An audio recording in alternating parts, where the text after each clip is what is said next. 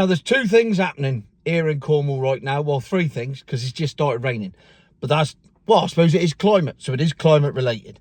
One, as featured in Jeff's video last night, where I talk about Visit Cornwall being bankrupt and me now being the only self-appointed ambassador for Cornwall, selling Cornwall to the rest of the world, because the local council and the quangos that used to run all that stuff have all run out of money and have no idea how to do it. So the self-appointed mayor of Cornwall, hello, I really need a hat. I don't want chains, but I would like a hat, maybe a badge or a rosette or something. Maybe I'll make one, Blue Peter style. Nevertheless, as the self-appointed mayor of Cornwall, that's M-A-R-E, spelt down there, look, I now have a duty to my people. I am unelected, much like Sadiq Khan. So I feel that I can act with impunity. So, alongside that, this morning I woke up to the bombshell news that Cornwall Council are going to have to knock back their net zero target from 2030 to 2045. A whole 15 years. So that's how long it's going to take them to achieve net zero. Which, as we know, morning Jav, he's just been out with a dog, is all bollocks. So, how much bollocks can there possibly be in one net zero thing? Well, it turns out, I think I've discovered the reason why net zero costs a fucking fortune. Because it does. Everything to do with climate change costs money. Despite the fact that wind is free, solar is free, waves are free, all the energy that we're getting is free, it costs 10 times as much as it does to dig the stuff out of the ground. Which makes no sense until you dig into it. So I had a quick dig into the Cornwall Council situation today. Of course, wearing my Just Stop Net Zero t-shirt, available from Wide Awake Clothing, links in the bio. Excellent quality t-shirts. I now have a collection. So I wear them according to what I'm ranting about that day. Today I'm talking about net zero. So I'm wearing a Just Stop Oil t-shirt. Changed to say Just Stop Net Zero. Got a picture of a windmill there. Can't get it all in. Unfortunately, I'm too fat for that. So they've knocked back the net zero target to 2045, which, in case you're wondering, is bollocks. It's never, ever going to happen. Not in Cornwall, not anywhere. It's just never going to happen. It's just an excuse to take more money off you and give it to the rich people. Here we go. So, this decision in Cornwall came about as a result of a meeting of the Cornwall Council Sustainable Growth Scrutiny Committee. First thing you notice about net zero, everything's got to have a really long title. And that really long title is bollocks. It is another way of saying we are wasting money. We are simply a talking shop wasting money in order to justify our existence. Because this scrutiny committee is made up of 11 councillors and 9 civil servants, including, I noticed, a couple of the chief execs are on there because I recognised their names when I read the list. So there's 20 people on this list. Councillors are paid. Granted, they're not paid enough. I still don't think councillors are paid enough. But the 9 civil servants certainly are. And a couple of them are 6-figure bearers. I once had the entire list of salaries for Cornwall Council. I will attempt to get that again, just for a laugh. So you got 20 people being paid to talk about the Sustainable Growth Scrutiny as a committee. However, they had to take advice from a guy called Mark Holmes, whose job title is the Council's Head of Environmental Partnerships and Climate Change. Now, if ever there was a bollocksy title, that's like being head of paperclips. Head of Environmental Partnerships and Climate Change. You know he's on a mega salary. Bearing in mind the average wage in Cornwall's 25 grand, he's on 3 times that minimum. He's probably in the higher bracket of that. I will get these salary figures. But he's on a fortune for that. And what's he actually said? What does he do? For a start, he's out there to do something about something that doesn't exist. It's like making him head of the fucking fairies. I'm head of fairy tale creatures with special portfolio for giants and pixies. It's just bollocks. Anyway, he's advising them, but he took advice from the Cornwall and Isles of Scilly local area energy plan. Right, bearing in mind, I ain't even halfway through this list. That's 3 different departments, organisations, all with salaried people, all being paid to come up with the same ideas in the same way and talk the same bollocks, but they're all separate because it's all spread out, because this is about spending money, not saving money. It's not about saving the planet either. That's just bollocks. It's about spending money. So, I bet you're wondering, what is the Local Area Energy Plan Town, or the LAEP? Because they love an acronym. Oh, civil servants love an acronym as much as I love beer. Well, the LAEP is in fact a evidence-based roadmap for a net zero energy system.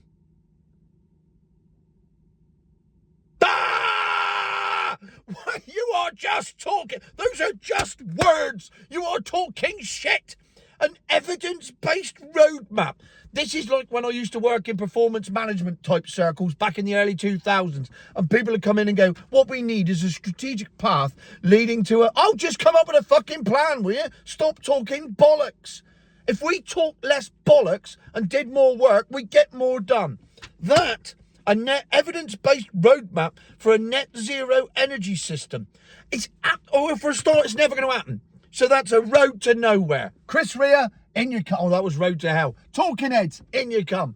We're on the road to nowhere. They must play that every time they have a meeting. And if not, they should. And I'm going to write to the council and tell them to get on with it. Right, anyway. So what is the LAEP? It was co-developed with 4,000 stakeholders, balancing technical modelling with local preferences and community needs. Right, we've seen technical modelling before. In case you're wondering where you've seen it, COVID. Technical modelling, we're all going to die. What do you mean we didn't die? Well, the models weren't quite right, but the models, based on the models, we should all lock ourselves up for the rest of our lives. Yes, that was bollocks. This is bollocks. Models are bollocks.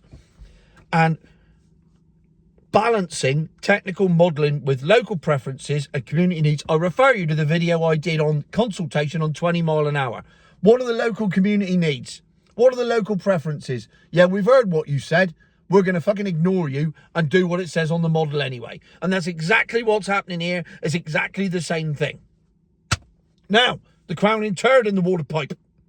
And I'm not even halfway through, but this is still the crowning turd in the water pipe, because the LAEP, which consulted 4,000 stakeholders, has said that the indicative cost for this plan is 23 billion quid.